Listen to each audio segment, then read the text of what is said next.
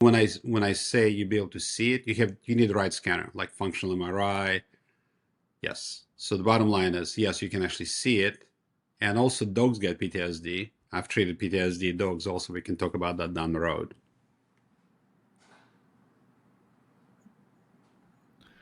Okay. When did you first realize, or when was it realized historically that trauma was more than just psychological, that it was also biological?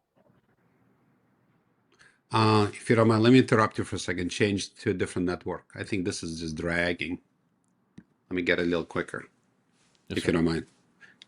One second. It seems to be dragging, dragging, dragging.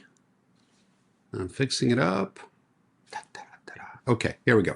This probably will work much better. It's trying to reconnect. Just give me a second. I just want to have a good quality for you. You ask superb questions. Can you hear me okay? Yes, Okay. sir. Do you mind asking the question again, and I'll give you an answer?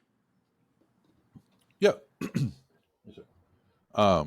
When did you first realize, or historically, when did people start realizing that trauma was more psychological than just biological, or more? It was Opposite. more than. I'm sorry.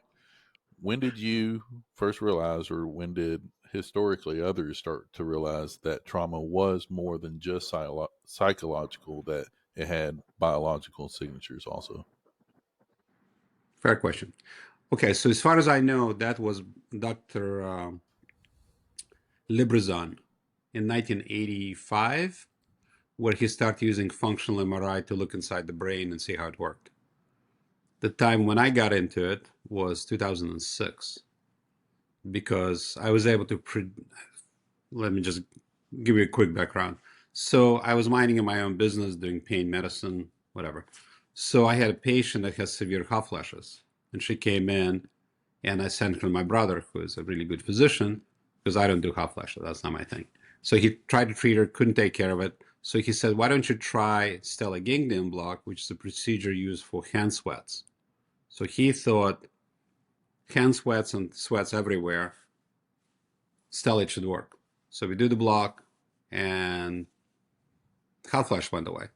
And then I published on that. Chicago Tribune attacked me. They called me needle plunger, that I used a 3-inch needle to inject this lady to save her from hot flashes. Whatever.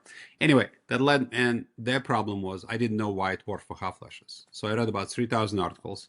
One of them was from Finland, where they did clipping in the chest for hand sweats. And they found that PTSD went away when they did this. So then I reviewed the literature. It turns out sympathetic chain here, fight and flight chain here, goes to the neck and then to the brain. I called up my brother. I said, "Send me a PTSD patient." He did. And that's how we ended up here.